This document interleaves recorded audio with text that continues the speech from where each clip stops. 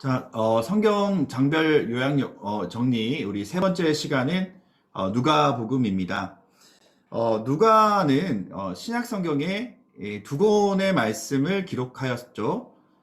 누가복음과 나중에 이제 나오는 사도행전이 의사 누가가 기록한 이 성경입니다. 자, 누가복음과 사도행전은 같은 사람에게 쓴 편지입니다. 데오빌로라는 사람인데요. 이 데오빌로는 실명이 아니라 어쩌면 가명인데 데오스, 필로에 데오는 하나님을 뜻하고 필로에는 사랑하는, 친애하는 이런 의미를 가지고 있습니다. 하나님을 사랑하는, 하나님을 친애하는 데오빌로에게 쓴 성경이 누가복음과 사도행전입니다. 자, 누가복음과 사도행전에 보면요, 차이가 있어요. 누가복음에는 각하 데오빌로에게 존칭어가 적혀 있다면, 사도행전은 데오빌로 친구에게 이런 의미로 기록되어 있는 것을 보면, 데오빌로라는 고위직 관리가 자신의 이름을 드러낼 수 없는 이 고위직 관리가 누가복음의 말씀을 듣고 그가 예수 그리스도 영접하고 사도행전 복음의 역사에 어떻게 주님께서 이루어 가시는지를 더 친근한 의미로 그 말씀이 기록되어 있다라는 것을 우리가 함께 살펴볼 수가 있습니다. 자, 누가라는 사람에 대해서 잠깐 언급을 하면요, 이 누가라는 사람은 이방인이에요. 사복음서 중에 유일하게 이방인으로 기록한 성경이 누가인데요. 사도행전에 우리가 보면 알겠지만 이 사도행전에 사도 바울에게 없어서 안 되는 이 동역자의 이름이 누가라는 이름이 들어가 있습니다. 사도 바울의 수행자로서 또 때로는 의술적인 도움을 진행하기도 하였고, 또 사도행전처럼 되어가는 일들, 그 이야기들을 옆에서 기술하면서 함께 전도 여행에 참여하였던 이방인이지만 바로 누가복음과 사도행전의 말씀의 저자인 누가에 대해서 우리가 함께 살펴봤습니다. 누가는 이 누가복음이 기록되어 있는 것은 마태복음이나 마가복음, 마가복음부터 성경이 기록되어 있으니까 마가복음과 마태복음의 영향도 있지만요, 같은 이 공간복음, 장소나 시간적인 흐름이 비슷한 배열을 가지고 있어서 우리가 함께 통칭하여서 공간복음이라고 얘기를 하는데, 아무래도 이 누가는 이방인 관점에서 예수 그리스도는 누구인가, 또 이방인을 위한 예수 그리스도가 누구인가를 이방인을 위해서 기록된 성경이라고 할 수가 있습니다. 아무래도 사도행전의 말씀의 영향을 우리가 생각을 해보면 누가복음이나 사도행전은 사도 바울이 느낀 예수 그리스도가 누구인지를 아무래도 이 누가가 더 설득력 있게 듣지 않았을까라는 생각을 하게 됩니다. 자, 누가복음은 24장으로 되어 있고요. 우리가 함께 누가복음의 말씀을 함께 살펴보도록 하겠습니다. 누가복음의 말씀을 우리가 보기에 앞서서요, 예수님 당시에 이스라엘을 봐야 돼요. 자, 이 노란 이 부분이 바로 헤롯 제국이 다스렸던, 그래서 남쪽은 바로 헤롯이 다스렸고요. 그 다음에 북쪽에 있는 이 빌립의 행정구역은 이두메와 드라곤이라는 이 지역을 중심으로 헤롯의 동생이었던 이 빌립이 다스렸던 지역입니다. 그래서 우리가 이 호수를 중심으로 해서 갈릴리 지역을 우리가 부르는데요, 여기에 예수님의 저주를 받은 세 도시가 나와요. 고라신이요, 벳세다요, 게네사렛은 아니고요, 가버나움이라는 이곳이 예수님이 복음을 그렇게 전했는데 도리어 시돈이나 두로만큼도 복음을 안 받아들이는 모습 때문에 예수님이 이 세 지역, 갈릴리에 있는 이 세 지역을 저주하는 장면도 나오고, 주로 예수님 활동하셨던 곳은 이 갈릴리 호수 주변에 있는 가버나움이라는 지역이고요. 가버나움이라는 지역이고, 그리고 예수님이 6월절의 기간에 유대로 내려오셔서 이 예루살렘 주변에서 바로 복음을 증거하시다가 세 번째 유월절 때 예수님이 십자가로 향해 가는 모습을 우리는 볼 수가 있습니다. 자, 누가복음 1장의 이 말씀을 우리가 함께 살펴보도록 하겠습니다. 자, 누가복음 1장의 내용을 정리를 해보면요. 처음에 말씀을 드렸던 것처럼 누가복음의 저자는 누가지만 누가복음의 수신자는 데오빌로예요. 그래서 이 데오빌로에게 글을 쓰는 목적에 대해서 언급하고 있죠. 그래서 이 누가는 이 데오빌로가 예수 그리스도의 생애와 사역을 순서대로 알 수 있도록 잘 설명한 목적을 가지고 데오빌로에 관한 이야기가 나와 있습니다.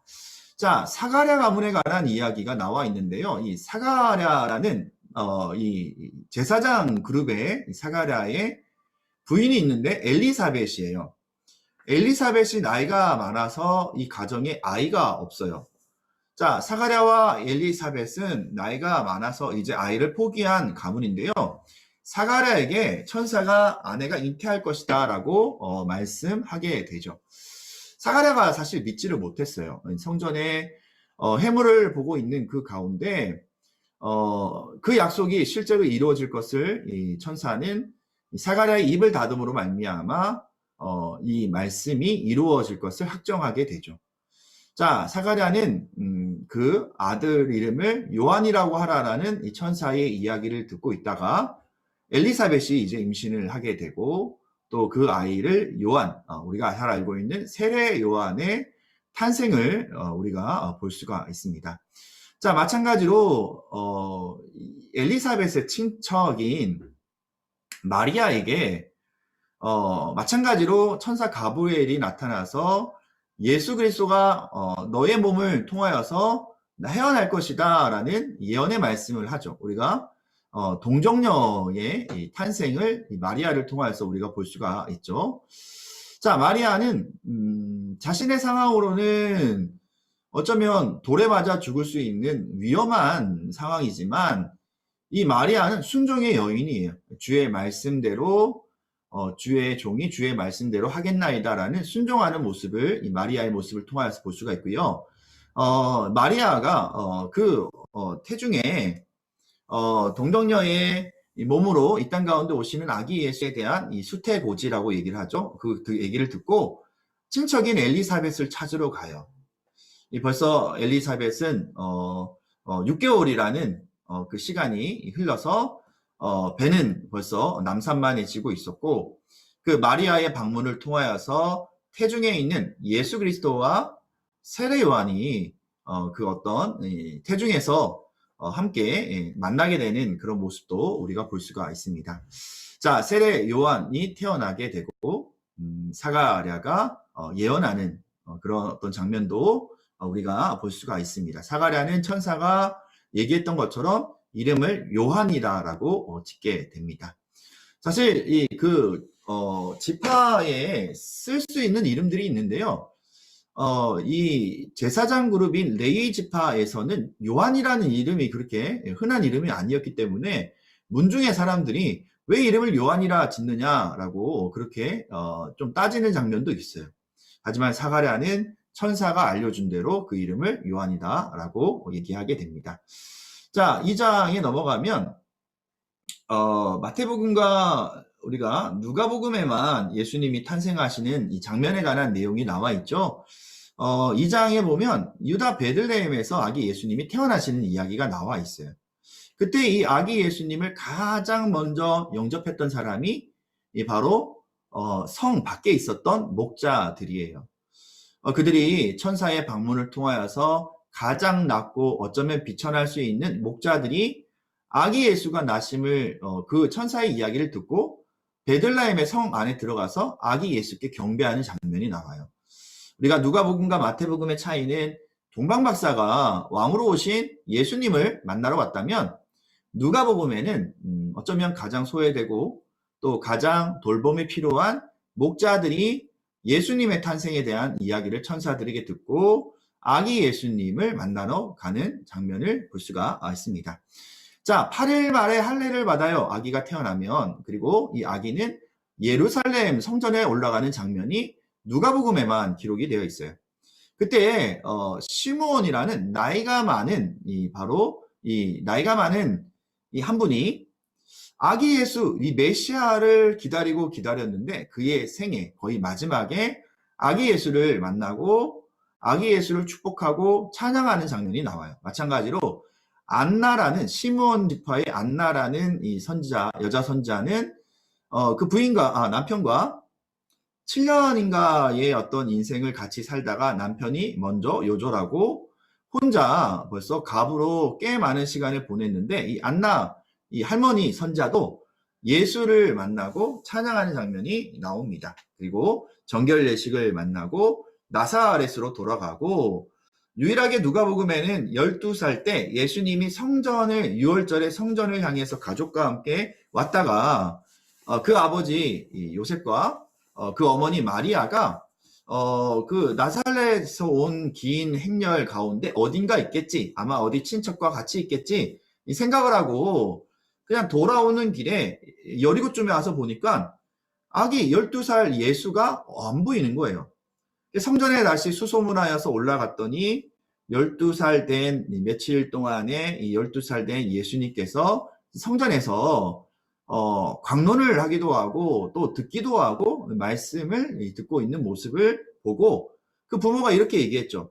왜 우리 안 따라왔어? 왜 넌 여기 있니? 라고 얘기했을 때 예수님께서 12살 된 예수님께서 아버지의 집에 내가 있어야 되는지를 모르십니까? 라고 얘기하는 장면도 나와 있습니다.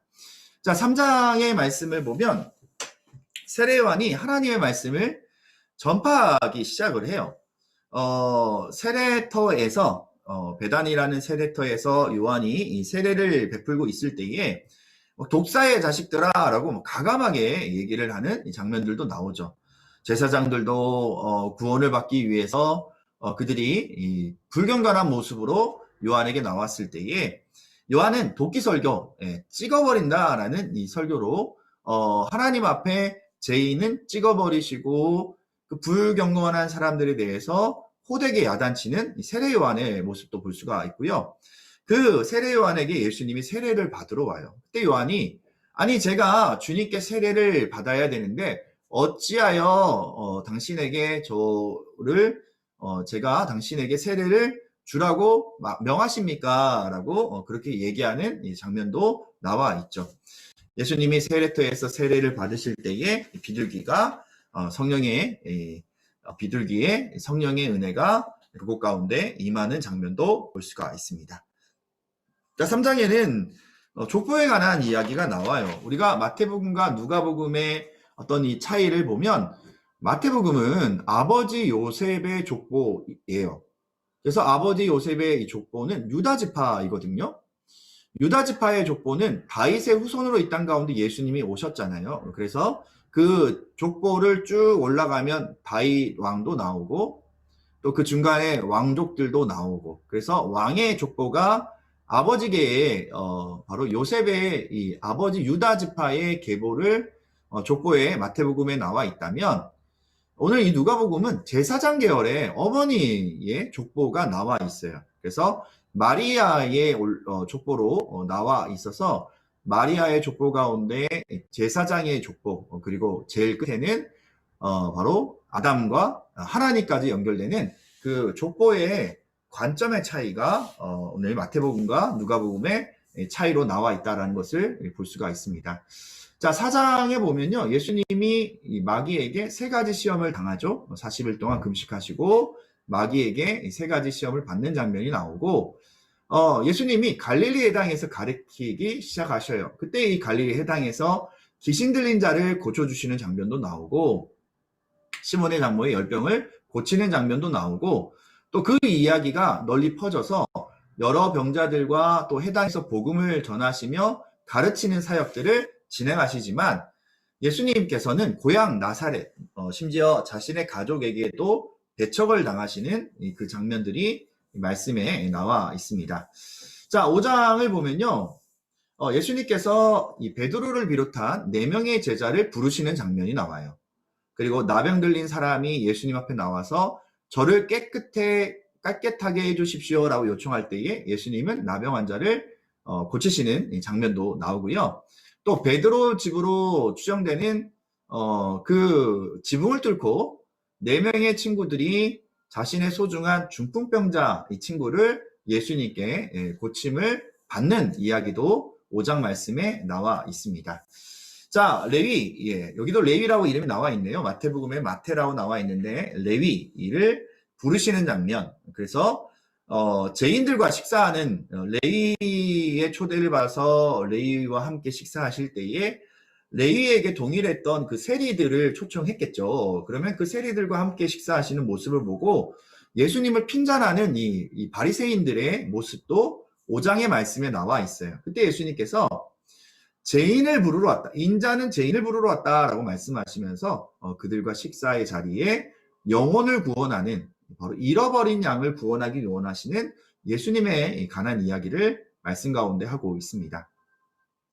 자, 금식에 관한 이야기를 할 텐데요. 금식을 유대인들이 왜 당신의 제자들은 금식하지 않습니까? 왜 당신의 제자들은 금식을 하지 않습니까? 라고 얘기를 할 때 예수님은 신랑이 같이 있는데 왜 금식이 필요하냐? 진정 금식이 필요할 때는 신랑을 빼앗길 때이다 라고 말씀하십니다. 자, 6장을 넘어가면요. 안식일의 논쟁이 있어요. 이 순서가 계속해서 우리 마태복음이나 마가복음이나 누가복음과 동일하죠. 안식일에 제자들이 밀 이삭을 잘라먹는 그 장면이 나올 때에 이 유대인들, 특별히 이 바리새인들이 이 제자들이 밀 이삭을 잘라먹는 그 일을 가지고 예수님께 시비를 걸어요. 안식일에 일을 하는 것이 맞습니까? 그리고 또 예수님께는 이 손 마른 사람을 안식일에 고쳤어요. 근데 예수님께서 이런 말씀을 하시죠. 안식일에 좋은 일 하는 것, 선한 일을 하는 것과 악한 일을 하는 것, 나쁜 일을 하는 것, 이것 가운데 어떤 일이 더 중요하냐?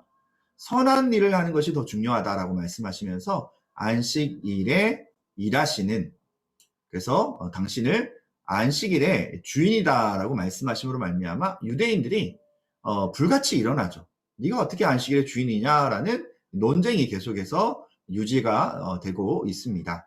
자, 예수님은 12사도를 뽑아 제자로 삼으시고요.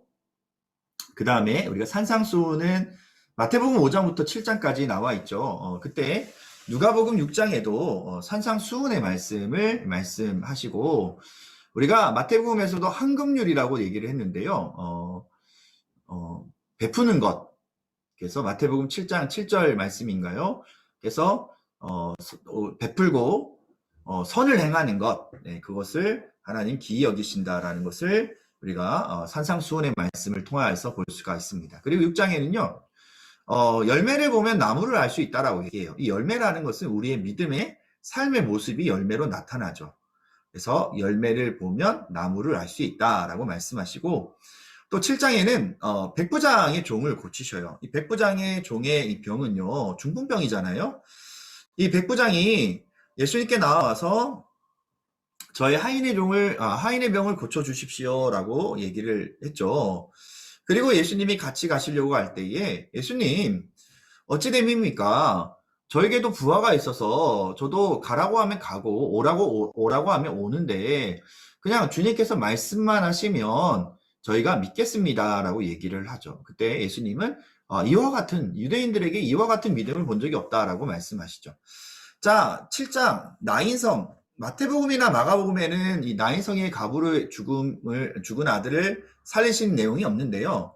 나인이라는 뜻이 기쁨이라는 뜻이거든요. 갈릴리 지경에 있는 작은 나인성, 그 나인성 혼자밖에 없는 아들이 죽은 가부의 눈물을 보시고 그 관을 세우시죠. 그 죽음의 액녀를 세우시고 죽은 아들을 일으켜서 그 가부에게 전해주는 예수님의 인자하심도 말씀을 통하여서 볼 수가 있습니다.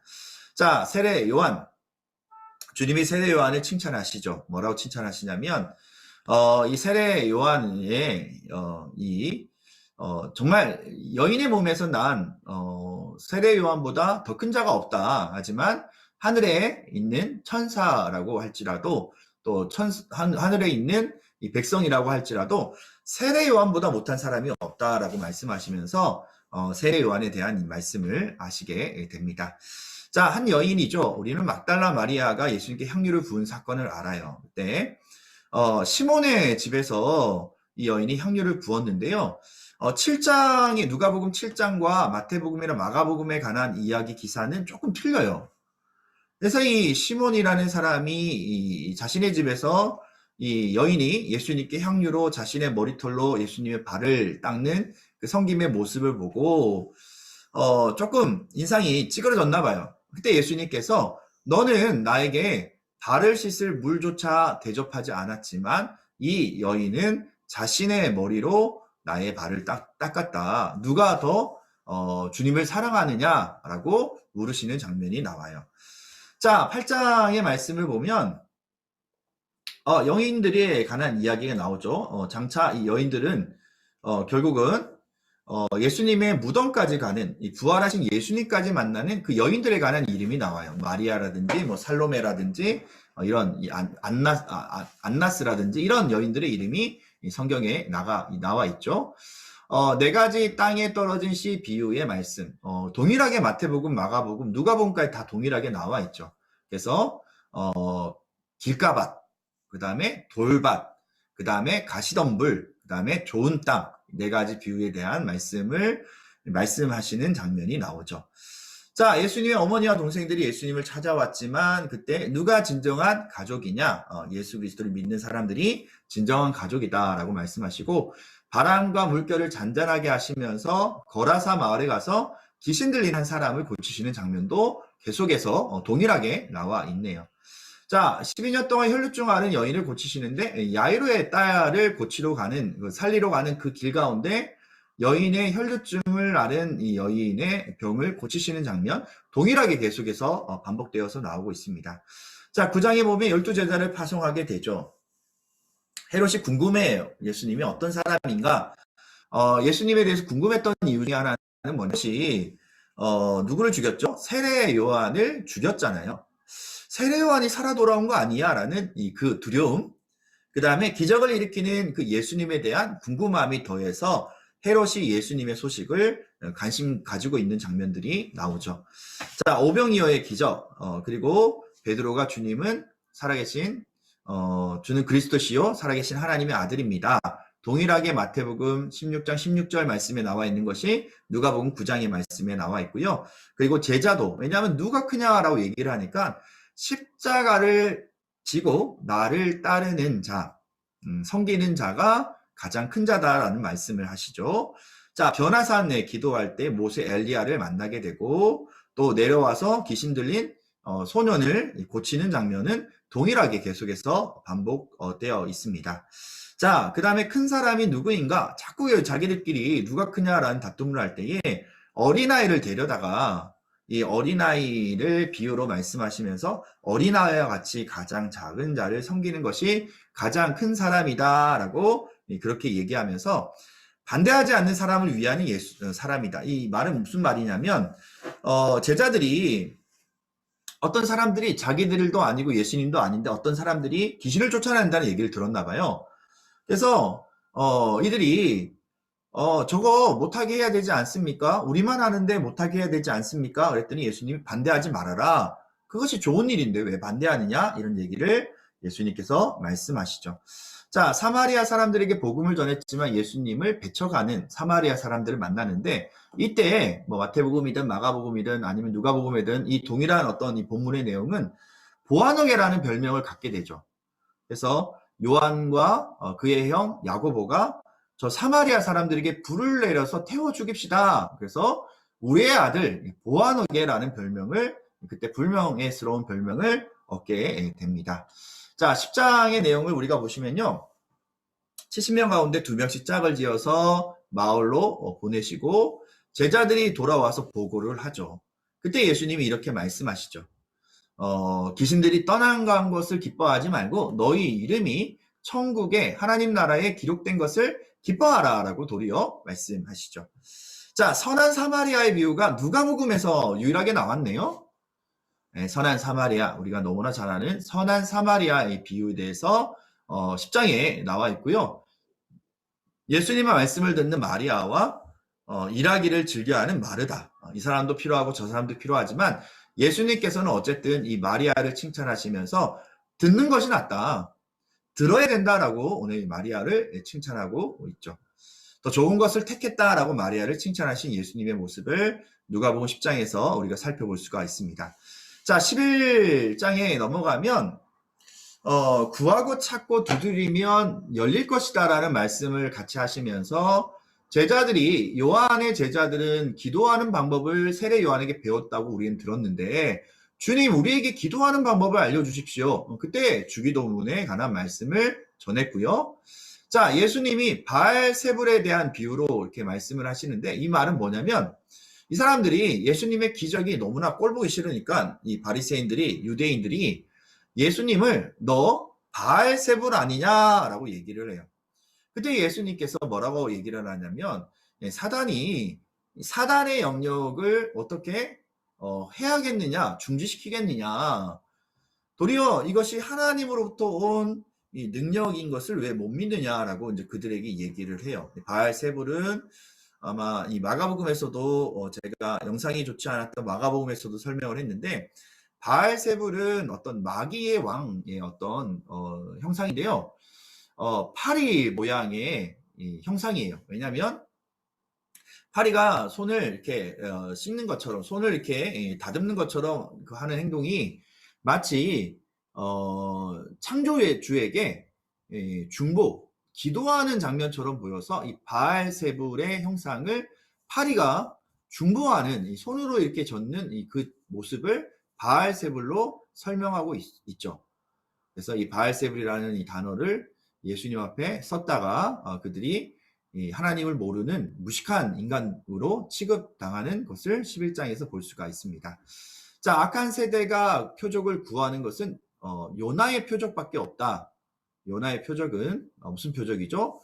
3일 동안 물고기 뱃속에 있었던 것처럼 예수님도 십자가의 어둠 가운데 무덤 가운데 계시다가 부활하시는 이 부활의 표적 외에는 너에게 알려줄 것이 없다라고 말씀하시죠. 자, 너는 몸에 등불이고 또 예수님이 바리새파 사람들 외식하는 것 12장에도 나와 있는데 그들의 외식을 주의하라. 해칠한 무덤이다 라고 말씀하시면서 하나님만 두려워하고 하나님 부끄러워하는 그리고 그 모습에 대해서 얘기하고 있습니다. 자, 12장의 이 말씀을 우리가 보면 어리석은 부자의 비유로 이 말씀하는 장면이 나와요. 자, 이 어리석은 비유의 이 모습은 뭐죠?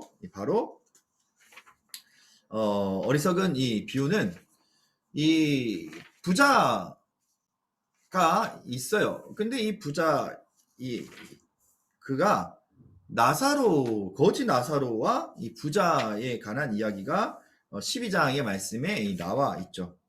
자, 이 어리석은 이 부자는요, 자기가 내가 더 많은 창고를 해야지. 내가 더 많은 어떤 창고를 만들어야지. 거기에만 관심이 있다가 전혀 영혼 구원에는 관심 없는 어리석은 부자예요. 자, 한나란 씨의 이 부자와 이 나사로가 죽은 것 같아요. 그때 바로 아브라함 품에 있는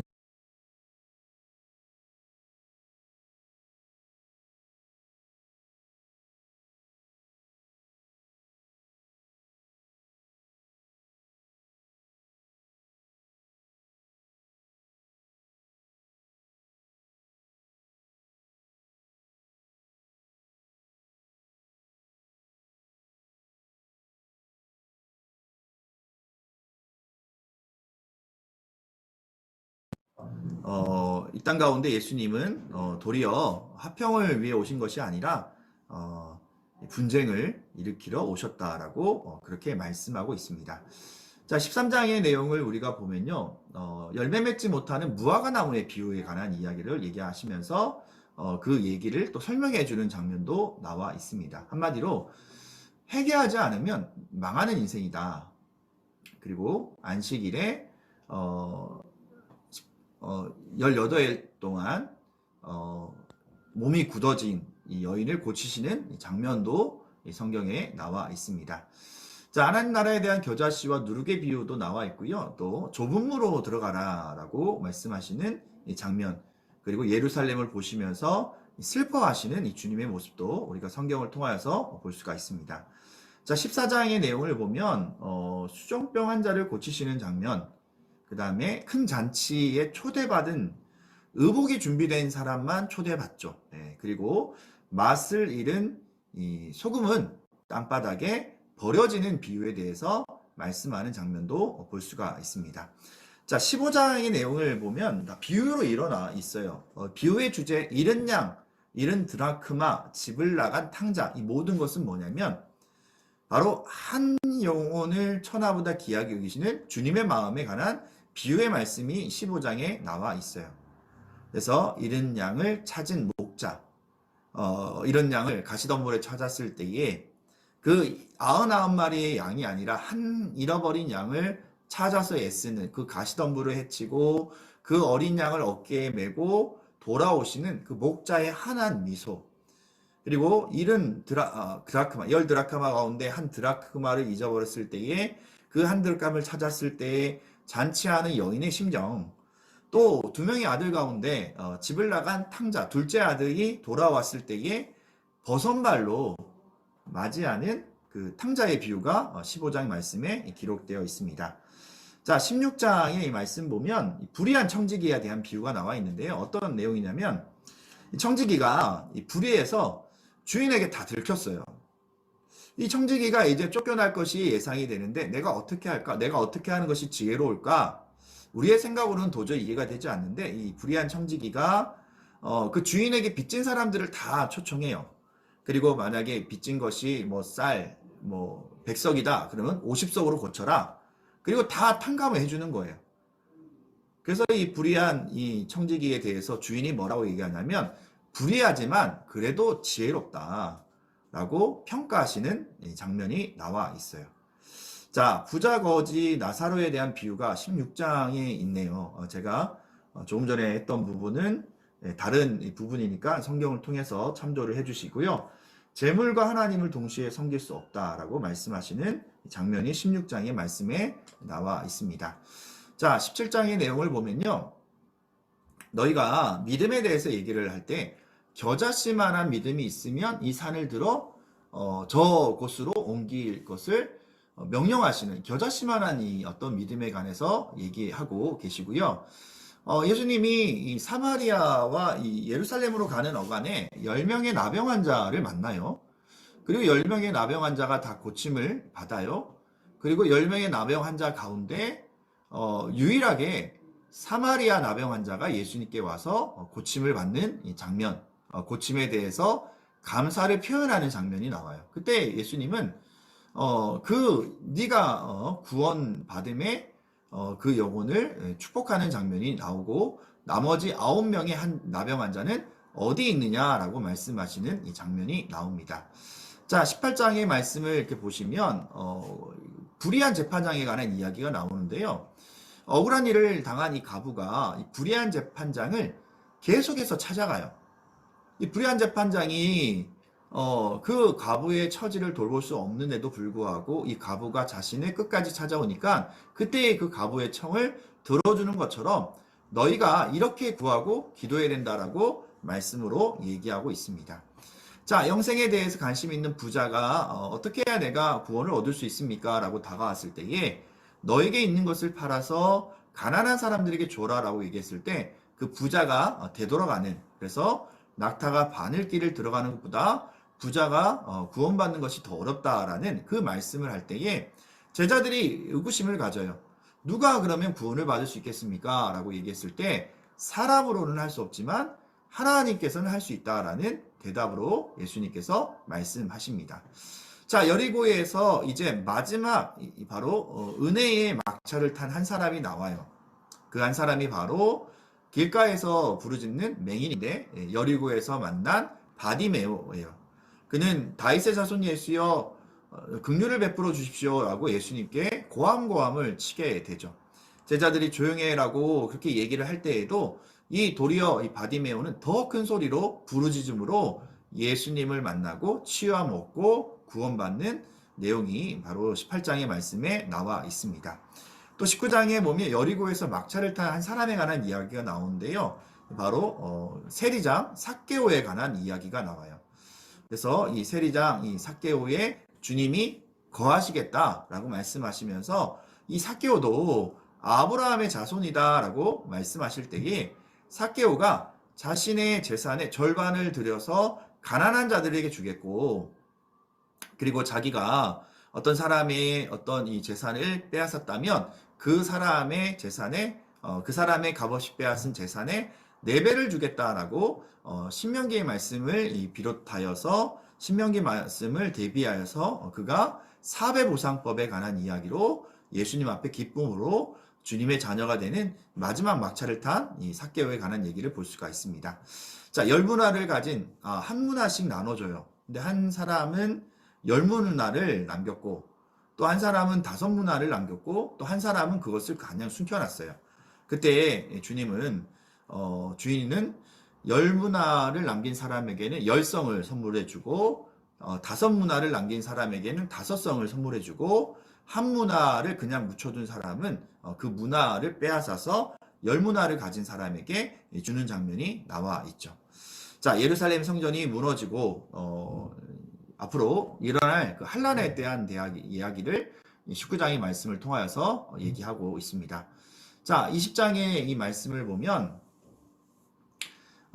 유대 지도자들이 예수님의 권위에 대해서 질문하는 장면이 나와요.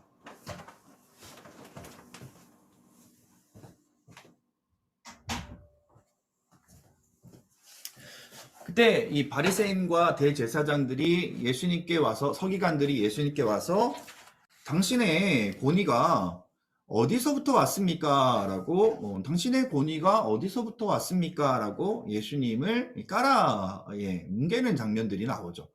그때 예수님께서 내가 먼저 너에게 질문하마 세례 요한의 권위가 하늘에서부터냐 아니면 땅에서부터냐 라고 물어보시는 장면이 나와요. 자, 그때 이 세례 요한에 대한 이야기를 이 유대의 지도자였던 서기관들이나 제사장들에게 얘기를 던졌을 때에 그들이 난감해 하거든요. 왜냐하면 세례 요한의 권위를 하늘에서부터 왔다라고 인정하면 아마 그 옆에 있는 이 청중들이 무슨 말을 하냐면 아니 그러면 하늘로부터 왔던 이 세례 요한을 왜 너는 신뢰하지 않았느냐라고 얘기할 거고 또 땅으로부터 왔다라고 얘기를 하면 그들을 선자로 여기고 있는 이 민중들이 이 유대 지도자를 도리어 돌로 쳐서 죽일 수 있는 그 난처한 어떤 질문을 예수님께서 던지시는 거예요. 그때 유대 지도자들이 우리는 모르겠다. 예수님도 마찬가지로 그러면 나도 너에게 일러줄 필요가 없구나라고 그 자리를 파하시는 장면을 볼 수가 있습니다. 자, 포도원 농부의 비유에 관한 이야기는요. 우리가 마태복음에도 또 마가복음에도 나와 있었던 것처럼 포도원 주인이 먼 타국에 가면서 이 농부들에게 포도원을 맡겨요. 그래서 소출을 받기 위해서 소출의 때가 되어서 종들을 보내었더니 이 포도원 농부들이 종들을 죽이는 거예요. 그리고 나중에 이 아들을 보내면 괜찮겠지. 그랬더니 아들을 보고 이 아들을 죽이면 그 유산을 우리가 받을 거다라고 도리어 그 아들을 죽이는 장면이 나오죠. 바로 예수님에 관한 이야기를 비유로 말씀하셨죠. 자, 그리고 이 대제사장이나 이 서기관들이 예수님께 이제 가이사에게 세금을 바치는 것에 함정을 꾸며요. 왜냐하면 가이사에게 세금을 바치는 것이 정당하지 않다라고 얘기를 하면 로마 정부에 대항하는 세력으로 예수를 밀고 가기 위함인데 이때 예수님께서 가이사의 것은 가이사에게 하나님의 것은 하나님에게라는 정말 정답을 그들에게 알려주시면서 그 자리를 피하시게 되죠. 자, 사두개인이 부활에 대해서 질문하는 거 그거 알잖아요. 7 형제가 그 큰형의 부인만 있는데 이 형들이 차례차례 죽으면서 그 큰형수와 어떤 나중에 누가 진정한 남편인가. 그래서 너희는 예수님은 사두개인을 보고 이 사두개인이 부활을 믿지 않기 때문에 예수님을 함정에 빠뜨리려고 질문한 건데 예수님은 사두개인을 보면서 너희가 성경도 모르고 그냥 기본적인 어떤 생각 자체가 없는 애들이구나라고 예수님께 호되게 혼나는 장면이 20장에 나와 있죠. 자, 그리고 21장에 보면 가부가 헌금한 두렙돈 사실 가장 작지만 자신의 전부를 드렸던 그 가부의 헌금을 칭찬하시는 모습을 우리가 볼 수가 있고요. 21장의 말씀에는 큰 환난에 대한 이야기를 하면서 우리가 마태복음 25장의 말씀과 누가복음 21장의 말씀은 동일한 방식의 말씀으로 성전이 무너지고 그 환난의 징조가 있을 때에 예루살렘도 파괴가 되고 주님 환난 후에 대환난 후에 구름 타고 재림하시는, 그래서 항상 깨어서 기도하고 준비하고 있을 것을 바로 제자들에게 말씀하고 계십니다. 자, 22장의 내용을 보면 이제 일주일간의 이야기 가운데 이제 막바지에 이제 다다랐습니다. 가룟 유다가 배신하죠. 은 30에 배신하여서 그 배신하는 그 찰나에 유월절을 이 제자들이 준비하고 마지막 만찬, 그리고 제자들에게 섬김의 도를 강조하시고 주님이 섬기는 자가 되라고 말씀하시죠. 자, 베드로가 예수님을 닭이 울기 전에 3번 부인할 것이다라고 말씀하시죠. 자, 예, 배낭과 검을 준비하라라고 그들에게 얘기하시고 감람산에 기도하러 갔을 때에 예수님이 결국은 붙잡히시게 되죠. 자, 그리고 예수님이 베드로가 주님을 부인하는 장면이 나오죠. 그래서 예수님을 부인했던 이 베드로는 예수님의 그 이야기가 생각나서, 왜냐하면 자기는 저는 죽어도 예수님 부인하지 않습니다라고 했더니 얼마 되지도 않아서 자기가 예수님을 부인하고 있는 모습에 눈물을 흘리는 베드로의 눈물도 우리는 볼 수가 있습니다.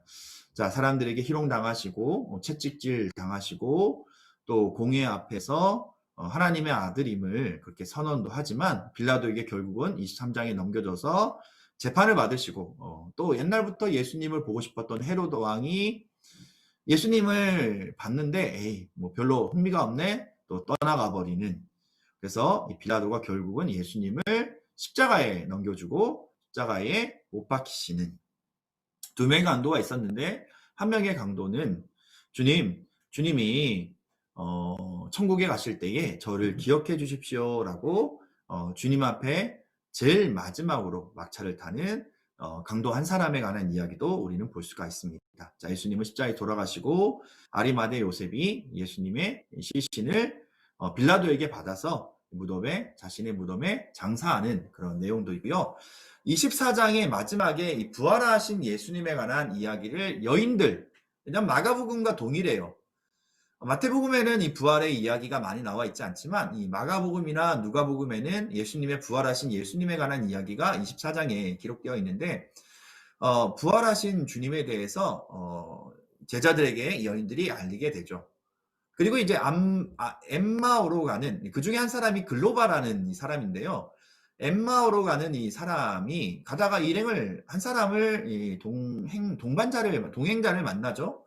그래서 이 주님에 관한 이야기를 해요. 그분이 우리의 메시아인 줄 알았는데 십자가를 돌아가셨습니다. 부활했다는 얘기를 못 듣고 그들이 엠마오로 가는 그 길, 글로바라는 한 사람과 또 다른 한 사람이 걸어가는 길에 주님을 만나게 되었는데 이 두 제자가 그때는 몰랐어요. 근데 만찬을 함께 나누는 가운데 그들의 눈이 떠져서 그분이 예수님인 것을 알았는데 예수님이 사라지고 없으신 거예요. 그리고 예수님은 말씀하셨던 것처럼 11제자에게 나타나셔서 그들에게 사명을 주시고 또 하늘로 올라가시는 이 장면까지가 누가복음의 내용입니다. 녹화하는 가운데 전화도 오고 또 밖에 또 손님도 계셔서 원활한 이 녹화가 진행되지 못했지만 우리가 마태복음이나 마가복음이나 누가복음을 우리가 보면 동일한 소리의 내용에서 조금씩 이제 다른 어떤 이야기들이 포함되어 있는, 그래서 우리가 읽을 때는 마태복음, 마가복음, 누가복음을 같이 이렇게 전체적으로 함께 읽는 것이 예수님의 공생애, 3년 6개월 동안의 공생애를 잘 파악할 수 있는 계기가 되겠다라는 생각을 합니다. 여기까지 읽으셨으면 우리 신약성경 다 읽을 수 있습니다. 이제 얼마 남지 않았습니다. 네, 감사합니다.